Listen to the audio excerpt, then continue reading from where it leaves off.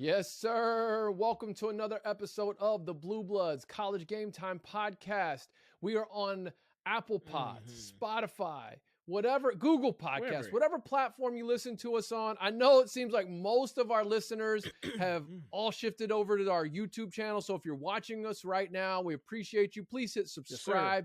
Yes, hey, it's Trey Smith. It's Brandon Holmes, one half of the Blue Bloods College Game Time podcast. This is a college sports podcast for the fans, by the fans. Dropping fresh content every single day. That's the key. Every single day, there's every day there's content, and we appreciate our supporters. We're gonna do a special shout out next week. Our package hasn't come in just yet. I've been checking my mail every day, so next week we got a special shout out to one of our big time supporters. You know who you are. We'll shout you out next week. Yes. Though, when the package just one of our fellow fans, right? One of our. I mean, we are the college sports podcast that is for the fans, by the fans. B Holmes. Yo. I know we're the college sports podcast, but we would be remiss if we did not bring up the NFL divisional round weekend.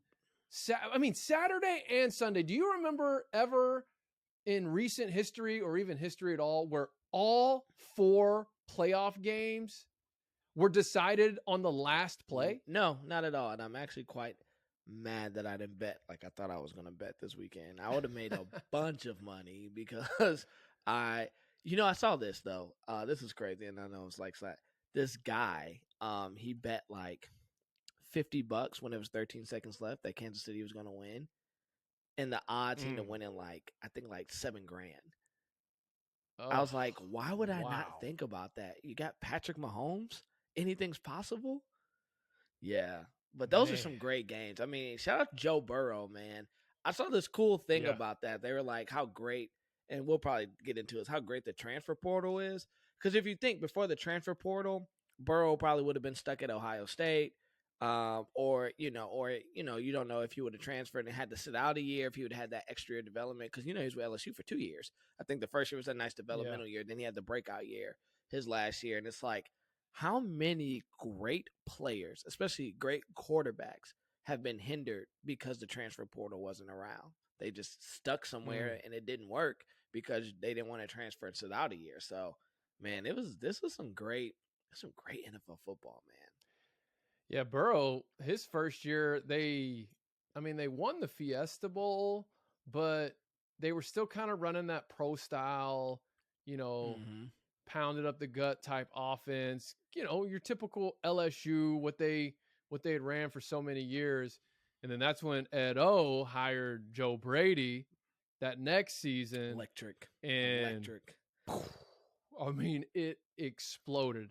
I still can't get over Joe Burrow, Jamar Chase, Justin Jefferson, Clyde Edwards-Helaire, and I'm probably even missing Randy Moss's guys, son but on that team at the tight end. Randy Moss's son was a tight end, and they had I'm not going to remember his name, but he's a second-round pick to the Panthers at receiver. Yes.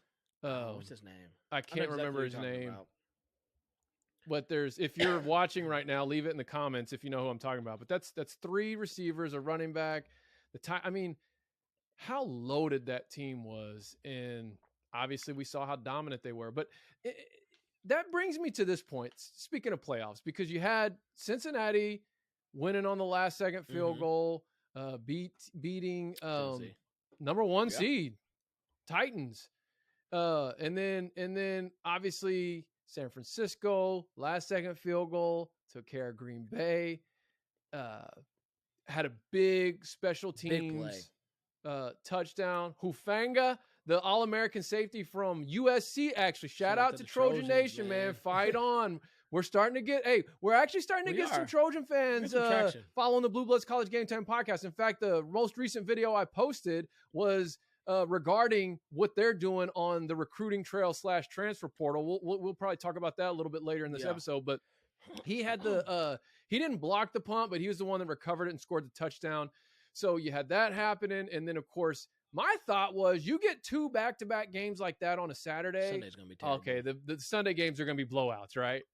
Perfect. No, last second field goal, Rams over Bucks. And then to cap it off, you get a walk-off touchdown in just what was probably the wildest football game of the season with the Bills Chiefs. It was great. I mean, that game just compete. Like those two teams, those two quarterbacks, they were competing. But here's the thing, Brandon. Here's what I wanted to say. I want to kind of go through some of these quarterbacks that played over the weekend. Okay.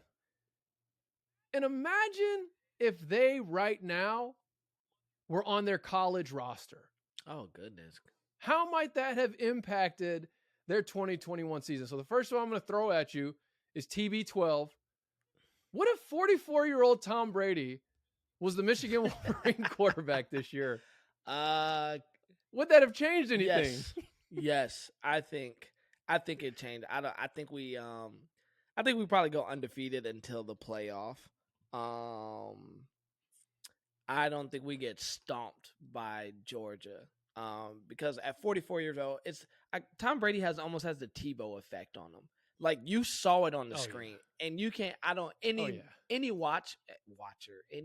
Any person watching the game could sense, like, you felt it. You're like, oh, it's about to happen. Like, there's just something about it. I'm not saying we win the national title with Tom Brady, but I'm like, his preparation, his intelligence, how he puts people in the right places, how he knows how to make the right play. Because I've actually went back and looked at that game a little bit. And if Caden makes a throw here or there in the first two drives, there's a chance it becomes a little bit more competitive. But it was like the margin of error was this. It was this big. Tom Brady makes those plays. But then on the other end of that, you place Georgia, who will have Matt Stafford. And, I mean, they just won the Natty with Stetson Bennett. Could you imagine the walk-on Matt Stafford, the gunslinger himself, on that team? I mean, then they have a quarterback that can deliver on offense that's like keeps up with their defense. I mean, I still think Michigan they just don't lose to anybody else besides Georgia. Tom Brady's on our team, but Georgia still wins. Well, and thinking about Matt Stafford too on that Georgia team, like the Matt Stafford right now playing on those Georgia Bulldogs. I mean, they already had arguably the greatest defense of all time. They already won the national championship and dethroned Nick Saban and all that stuff. But, like, that would be a sight to see. Electric. That would be a team. I'm just thinking the athletes that they have on the offensive side of the ball that on some level we didn't fully get to see, what they can do. The full effect of it. Yeah, fully what they could do. Because kind of like the Rams right now, you're starting to see the Rams operate in a way that they hadn't been able to operate with Jared Goff. Now I'm imagining if that Stafford dude was on Georgia this year, that just wouldn't have been fair. Best team, that'd be probably arguably go down as the greatest team that ever had a season, I'm sure. I mean, crazy. I mean, I'm looking to it. Some of these like Joe Burrow, LSU. I mean, well, we already saw that just a couple years ago. Now I don't know if he had the same level caliber guys around him that he had that 2019 unreal season. Offense. Unreal. And then obviously Mahomes at Tech. That's an interesting. That's an interesting because would Matt Wells have gotten fired had he had Pat Mahomes? Would it have just been more of the same? Because even when Pat Mahomes was at Tech, it wasn't. I mean, they were scoring 60 points. And they were still losing. They were just giving up 70. Right, exactly. Yeah, I was about to say. I mean, they just, it's like it's the same problems they've been having. But hey, how cool would it be to see Joey McGuire, the new head coach, former Texas high school football coaching legend? Imagine if he had Pat Mahomes as his quarterback with that. I mean, we know this about college sports, right? Like college football, excuse me. Quarterback, I say this all the time in my Nebraska videos, et cetera, et cetera. If you have a dynamic quarterback in college, you're at least going bowling every year. You're guaranteed about 7 to 8 wins if you have a very good quarterback. If you have an elite quarterback like these guys, that puts you close to that 10-win mark every year because those guys single-handedly can win you 7 by themselves. I mean, like we saw Patrick Mahomes, I mean, Tech hasn't been relevant since he left. Like it was must-see TV when he was there because you're like, I mean, I'll never forget the Patty Mahomes versus Baker Mayfield game when they played OU when they threw for like a total of like 800 yards between the two of them. ridiculous. It was just insane. So, yeah, I think McGuire, man, if he has a guy like Mahomes, man, you probably get a lot more transfers because now kids want to play with that. Yeah, and especially in that conference too. I think a conference has a lot to do with it. I think depending on the conference you're in and the division you're in and what team you're at, if you're a dynamic quarterback, it's obviously you're going to win some games, but I'm not so sure that if Vanderbilt ever landed a highly rated 4-star or 5-star QB that was just legit, he's going to win them some additional games, but I don't know that they have a chance to win 10. No, well, they're winning 4 because it's Vanderbilt. Unless James Franklin's the coach, then he did the impossible when he was there. Who else we got? I mean, we got Jimmy G from Eastern Illinois, and then Josh Allen, Wyoming. Man, Josh Allen, like, what do you think of him? Like, this dude, he's a baller. He put on a show, and he's been doing it for the past couple years now. But like, he showed out in that game. I used to have like some mixed feelings about Josh Allen, and then this is probably the first game I've sat and watched him in a while. And bro, he just put the team on his back because like I'm watching the game. And they bracketed Diggs all game. They took Diggs away from him. Like, they took his main threat away from him. They practically shut down the run. And how he was able to first off, I mean, I knew he was a big dude, but he's big and athletic. Yes. So to see how they were running like that QB power ISO was just like insane. And then the arm he has. What is that Avengers movie? The dude with the silver soldier. Bucky. Yes. Man, that's the kind of arm. That's the kind of arm Josh Allen has. Because when he hit Davis on that 60-yard pass, bro, it looked like a flick of the wrist. It was such I mean, the dude. Yeah. And I remember when he was coming out, everyone's kind of like, oh, the arm talent. He has the arm. Can he get the accurate? And I can say he's progressively gotten better every year. Like the throws he made yesterday, he wasn't making 2 years ago. Reading coverage like he read yesterday, he wasn't doing that 2 years ago. Not even last year. I mean, last year he had some faulty plays. And so to see, he's going to be very interesting to see and watch. I mean, obviously you got Mahomes, what Mahomes is doing in Kansas City. But this could be a big rivalry coming up, potentially over the next decade. Because as obviously we know what Mahomes is. But as Allen is growing as a player, I think it's going to be interesting, man. Because the kid has it all, man. He has the size, he has the arm talent, and he's putting together all the little things that make quarterbacks great, reading defenses, making the smart throws, making the smart passes. And then you add the little mix of athleticism in which, I mean, kudos also to Pat Mahomes. I forget how slippery he is. Yes. Dude, I just think that's just setting up that division. It's just setting up to have some good football over the next couple of years. Now, it'll be interesting to see what Kansas City can do come salary and all that, because a lot of those guys are going to be up for another payday here soon. Kelsey, Tyreek, obviously we know Patty's situation, but dude, I like Josh Allen. I wasn't a big fan of Bills Mafia at first, but they got a fan in me yesterday. I like them. I like what they're about. That last touchdown he threw, the one before overtime, obviously it was their last possession of the game because they never got the ball back, but that was, I mean, a dime. And it almost looked so easy, and it almost looked but I mean, there were two guys in coverage. I mean, he put it exactly where it needed to be. Like, there was just almost like the perfect amount of touch. Because you're right, him coming out is like, well, he's not very accurate. He's got a cannon. He can throw the ball a mile, but he can throw the ball over the mountains. But he's inaccurate, and I would agree. He's gotten better each year.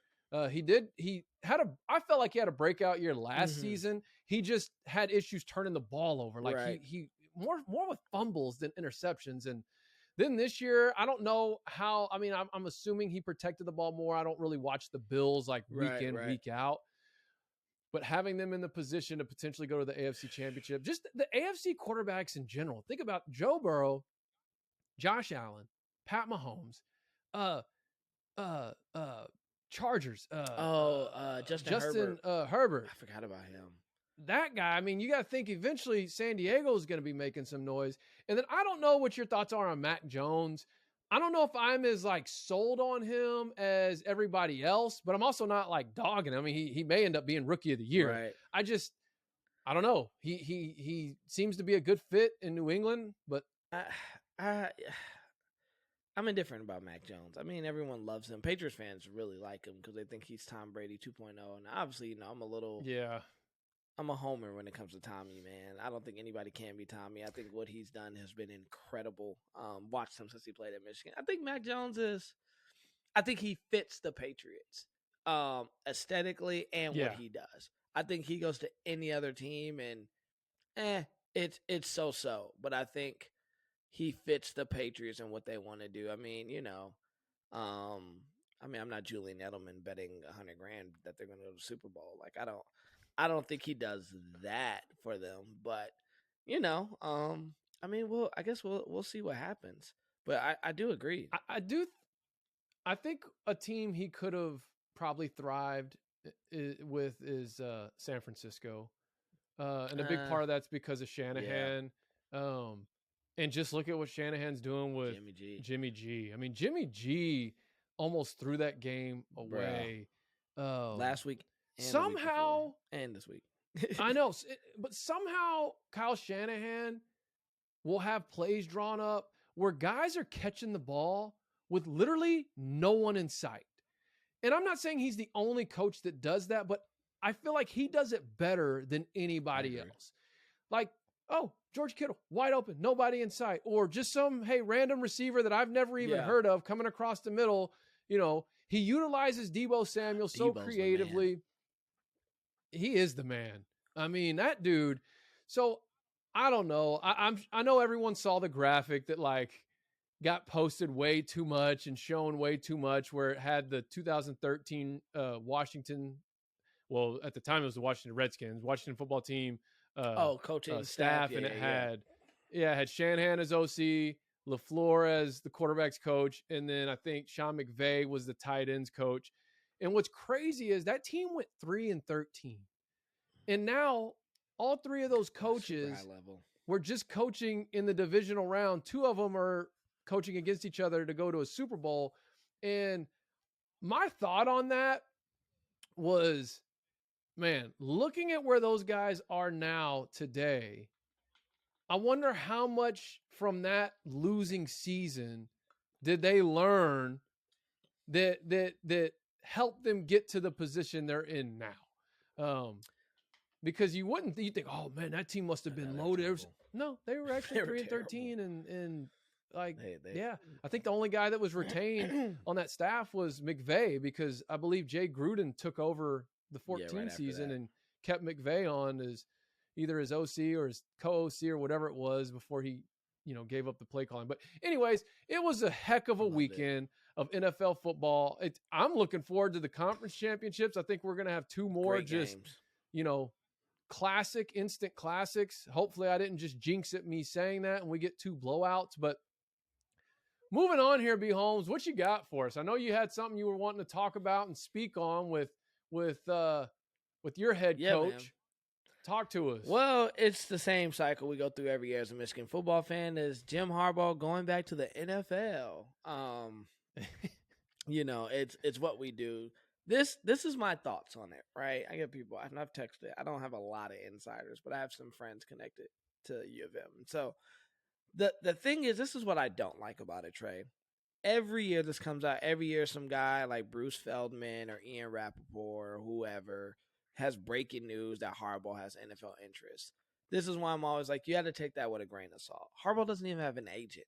There is no inside sources to Harbaugh. Harbaugh is Harbaugh. He's the most quirky, and if you've ever watched, he's quirky.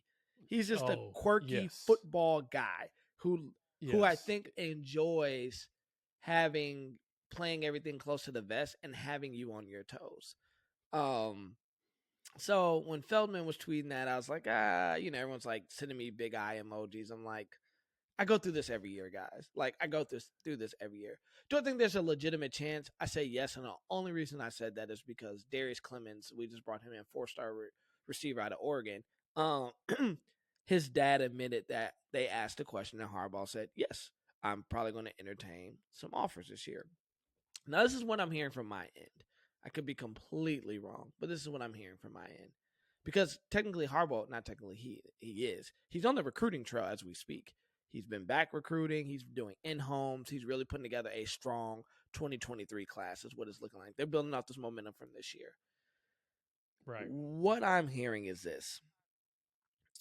Part of it was he saw what Georgia did to us and realized, yo, we got to clean some stuff up to compete on that level with these type of guys. One, I need more money from my staff to create better retention. Two, I need academic standards kind of loosened a little bit for athletes because we do miss out on the caliber of athlete because of Michigan's elitism towards grades. Now, I ask you to dumb it down completely, but there needs to be a little bit more relaxation because Michigan doesn't take transfers because it's like impossible to transfer in. 3, the NIL package, and he was really pushing for them that they could use to block him. So a lot of it for me was, I don't think he leaves. I don't think he goes anywhere else. But it wouldn't shock me, bro. It just wouldn't shock me because he's Harbaugh.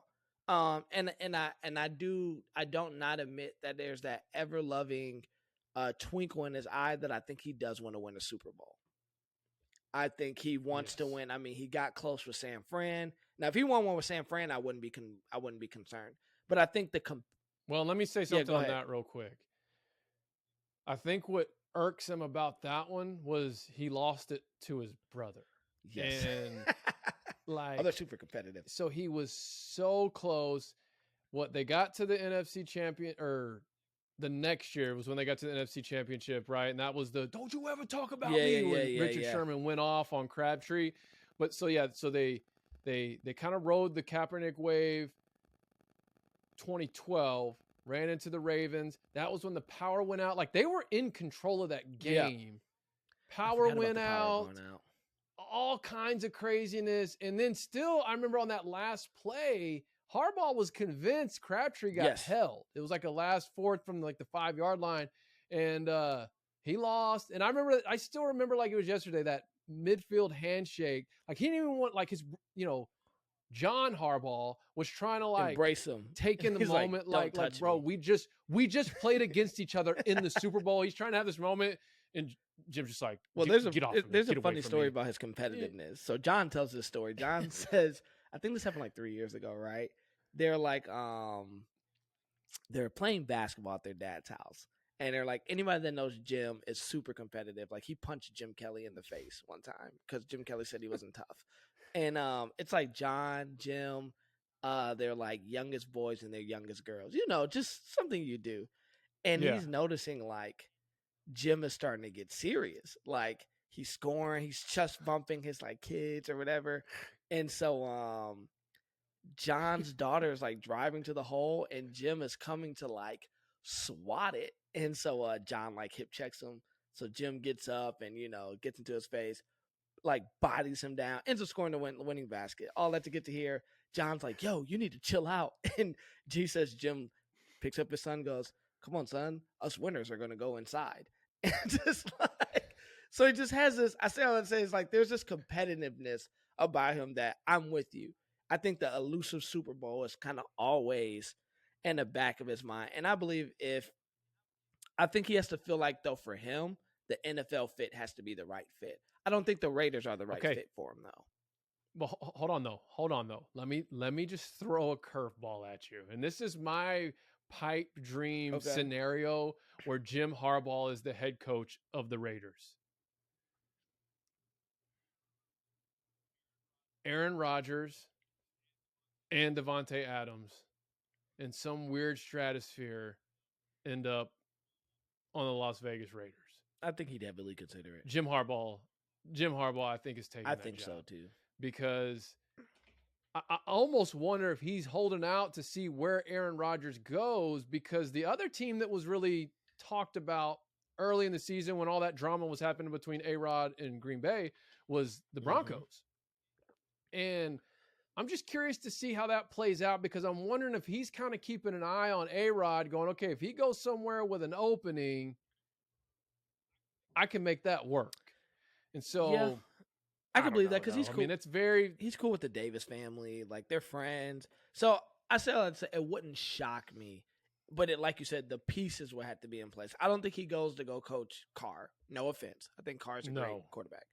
I don't think he goes to coach Carr, but I do think he would go coach a generational talent like Aaron Rodgers, because he doesn't. I think Harbaugh doesn't just go somewhere, like he goes places where I think he's beyond the point of his career where he needs to go build something. He did it at San Diego. He did it at Stanford. He resurrected Michigan.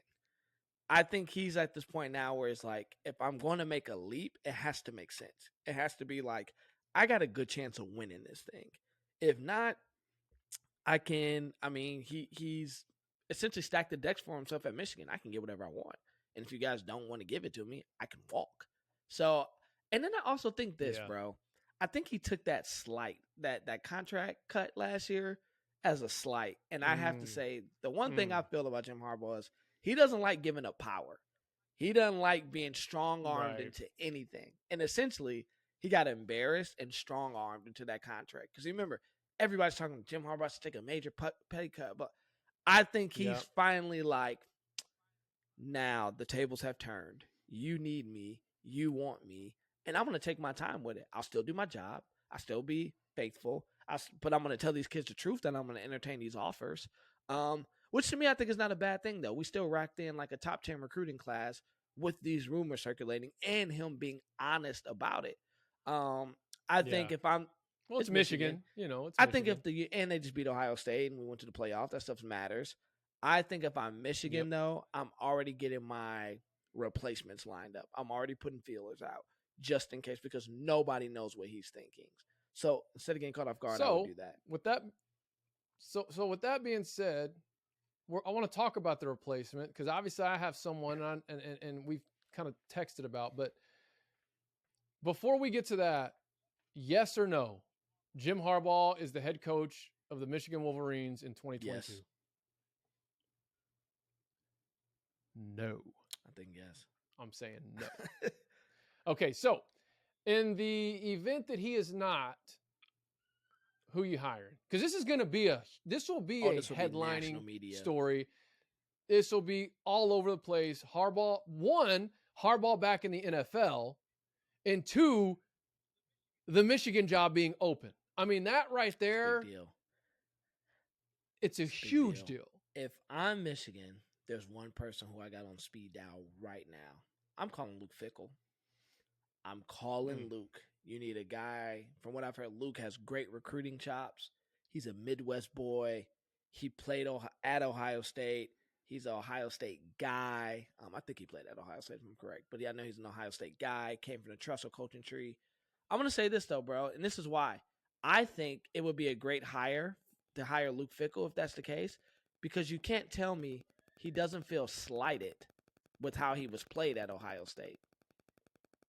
Essentially, man, Fickell, he held the interim tag. And then from there, they brought in Urban, which you can't be mad about. But, it has to be something inside. All these guys at those high levels, there's a chip on their shoulder. There's ego. There's pride. You got to admit that there would be some type of pride for Fickell to say, all right, y'all didn't want to take the chance on me. Y'all didn't want to believe in me. Fine. I'll go to Michigan and do it anyways. And I'll stick it to you. Because I think you need that type of guy. I'm not saying you got to go get a Michigan man, but you need somebody who could put some emphasis on beating your rival. And I think Fickell understands the Big Ten. He's a Big Ten guy. He understands recruiting. But he also, I think what we saw he did at Cincinnati was amazing. Now imagine that with the recruiting budget you now get in Michigan and the recruiting chops you now put together. And I think Fickell could still keep some of that new staff. I think he would keep Hart. I think he would keep Sharoni Moore. I think he would keep I don't know if we lose Mike McDonald. I think he would go back to the NFL, but I'm okay with that because Luke is a defensive guy anyways. And so we saw what he did at Cincinnati. I mean, they put together a great defense. So my first call is Luke. My first main call is Luke Fickell. If Luke says no, which I don't think he passes Michigan for Cincinnati, especially if he just got overlooked on this coaching search and didn't get the big time job. If you don't land Luke, I'm kind of like, I don't know who you call at this point, bro. The options are slim. Well, I know who I'm calling. Oh, I know you. I'm calling Matt Rule. Yeah, you did say that. I'm calling Matt Rule. That's who I mean, I think he would be a phenomenal fit at Michigan.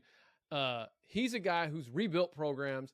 He did a great job at Temple, kind of resurrected them from the ashes. Then he goes to Baylor, has them in a conference championship and a Sugar Bowl. I mean, he kind of set the table for what Aranda was able to do this season. And he took over Baylor after all the sexual assault allegations and the cases and the Bryles and all that stuff. He came in, rebuilt that program. And to your point, I'm thinking, man, if he's doing what he did at Temple and then doing what he did at Baylor, I mean, he had the Baylor Bears in the Sugar Bowl, which now it's like, oh, that doesn't sound so crazy because they just won the Sugar Bowl. But that was on the heels of what his foundation, basically. Like, that was a part of the foundation he built. Imagine what that guy could do at Michigan with that budget. The big thing with him when he was at Baylor was every year, is he going to jump to the NFL? Right. Well, he got that opportunity. And I think you go somewhere like Michigan, it's like we just said with Harbaugh. Like, Harbaugh would have no reason to leave if he didn't just have this burning competitive desire to go win a Super Bowl because of how close he was in the past. Whereas I don't know that Matt Rule has that. I think maybe now he's going, wow, I could go to Michigan and who knows what I could do there. Like, the sky could be the absolute limit. That'd be a great I don't know.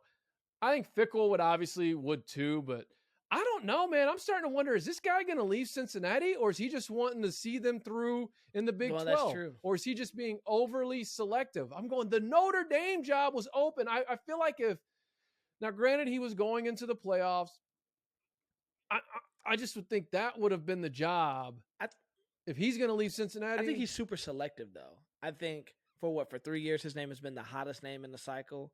Yeah. I think he knows that. I think because if I look at Fickell's in the sweet spot at Cincinnati. They're never going to get rid of you unless your program completely tanks, right? Which I don't think it is. He's built a strong contender. People are happy at Cincinnati. Cincinnati just made the playoff, Trey. Like, Right. I think he is being selective for the right job. And quiet as it's kept, this is what I wouldn't be shocked by about Fickell. If Ryan Day loses to Michigan again next year and he gets on the hot seat, because that will happen. If you lose to Michigan 2 times in a row, those donors are coming for you. And if Fickell has another year of success, it wouldn't shock me if people start calling for the prodigal son to come home. You know, he led the team back in whatever before Urban came. And I see the headlines now. He kept the team together. He was able to patch in the midst of adversity when Tressel left last minute. He did that season. He worked under Urban for a little bit. He grew as a head coach at Cincinnati, built a winner, Ohio State guy, bring him back. I think Fickell's holding out for, the golden job, whether that's in Ohio State, whether that's in Michigan. I would have called him from Notre Dame, but I'm really not shocked the route Notre Dame went. I think Notre Dame, like you said, is holding out for a bigger fish. I think they did a patchwork with the Marcus Freeman hire. See, I agree. But then I look at the staff that he's building, and I'm going, dude, Notre Dame, he's putting together. It's not exactly like the most mind-blowing staff on paper, but I think once these guys get to work, dude, they're going to recruit at a level. And then if he knocks out this DC hire, which I made a video about Derek Mason. Now, and let me get on this real quick, because the biggest rebuttal to Derek Mason is a schematic rebuttal. Well, his scheme isn't the same as Freeman. He's a 2-gap and Freeman's a 1-gap, and Freeman promised his players no big changes. He promised 2 players. Here's my thought on that. If I'm Marcus Freeman, I'm getting the absolute best coach, recruiter, developer that I can find. Derek Mason fits that bill. Go look at his history. And if you don't know, go watch my previous video. I'm not going to rehash it right here, but he has a proven track record as an ace recruiter, a developer, and the guy is a X's and O's guru. Going back to his time at Stanford as a DC into his time with Vanderbilt. Now, obviously, I know his on the field stuff Right. But it was Vanderbilt. And then the only reason why his expectations were so high is because he followed James Franklin. But he also has history at academically prestigious schools. I just think he would be the perfect hire. And he's got Power 5 head coaching experience, whereas Marcus Freeman has none. My thing is you get a guy like that in, and then you figure out the X's and O's. Exactly. Then you work it out. You figure that out. You don't go, well, he's 2 gap, I'm 1 gap, so I'm going to pass up this phenomenal coach, phenomenal recruiter, phenomenal developer because there's too much of a schematic difference. Now, the other name I've seen floated around is Mr. Sack Ave from Houston. Belk, Coach Belk. Now, he would probably be a little bit more of a risky hire. And I only say that because he's younger and he hasn't coached at the same level.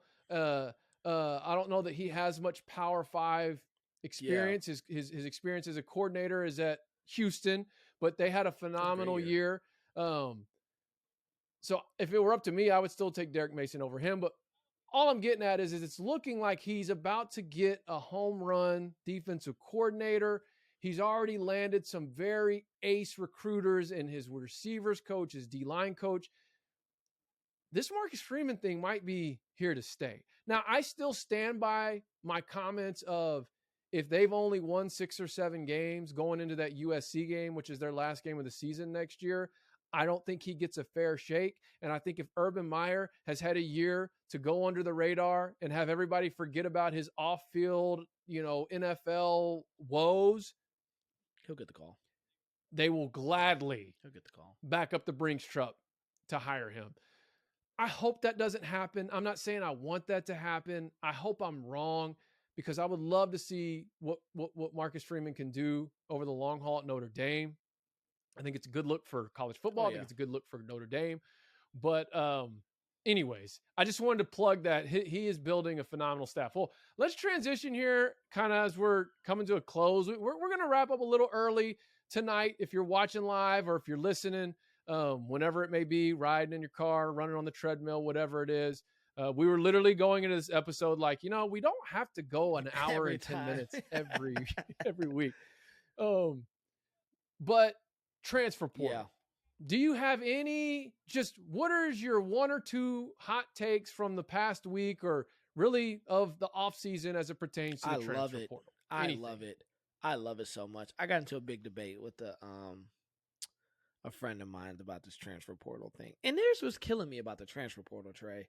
So many people are complaining about it. Like, there's just so much complaining, and kids don't have loyalty to a school anymore, and all these things. And once again, I go back to what I said at the top. If there's no transfer portal, there's no Joe Burrow at LSU. Let's call a fact, a spade a spade. I think the one-time free transfer rule is genius. Has it created more of a free agency in college sports? I'll push back and say not more than what it already was. I think that people are just have more. They don't get in trouble for tampering anymore, but it's always been that. Nothing's changing. The only thing I guess I don't like about it sometimes is seeing the conference rival transferring. Like, I just saw a guy from Georgia's going over to Bama. There's a guy from Bama going over to Georgia. Like, there's just this, I feel like the same teams kind of just like transfer kids among each other. So, but outside of it, man, I think the transfer portal, outside of everyone's going in it, the only I do not like this as well, though. It's like, it is unfortunate. And we talked about this, I think, at length, our last episode. Is like having these kids make the decision if that's the smart move. Because there's like the number quadrupled this year. And most of those kids aren't going to get picked up at another program. Like, your college football career is over. And so it's really having to decide, having professional help on that side that's like helping these kids navigate the portal. And why should you really go? And being honest, are you really good enough? Like, some of us, I'm kind of old school. You need somebody in your corner that's like, son, you're not good enough to leave Buffalo and go to Bama. Like, you're going to go to Buffalo and probably go to, I don't know, Southeastern Oklahoma State University, if that's the case. But outside of it, I think it's great. I know people feel like it's free agency, but as I've said before, I think within a couple of years, you start finding some regularity to what it's going to bring. I think NIL is going to spice it up a little bit, but I love the transfer portal, man. I think it's great. It gives some power back to the athletes, which I'm always in favor of. And I'm just interested to see, they're going to bring parameters in place. They're going to bring guidelines. They're going to bring boundaries. We know what's going to happen. I think they're trying to figure out what that looks like to keep it fair. I think one interesting thing that would be cool to see, and I mean, is if you can't transfer within the same conference.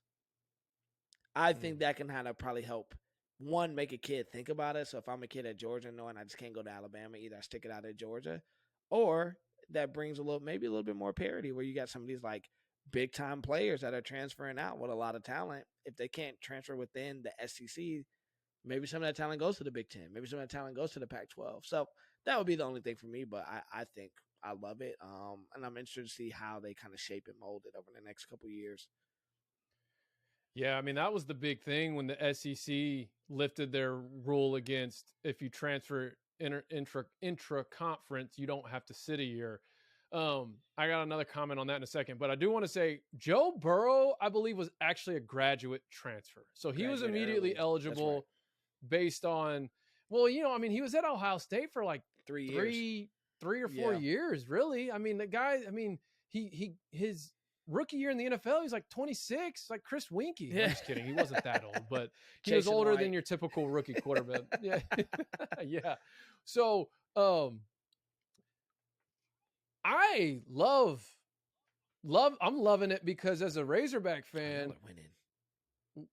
killing it. We lost a couple guys to LSU, but we got a couple guys from LSU. And quite frankly, as I'm looking at that on paper, what we got from LSU versus what we gave them, I'll take. I feel like we won that deal. Then we added a former 5-star linebacker from Bama.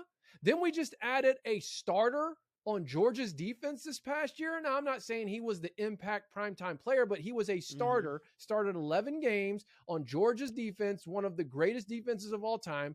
He's a safety, nickel guy, got him. I mean, that right there. Then you throw in Jaden Hazelwood on the other side of the ball, former 5-star receiver. He was the number 1 overall receiver coming out of high school, initially was committed to Georgia, flipped to OU at the last second. Now he's headed to the Hill. So Arkansas, that's my, them and USC are two teams.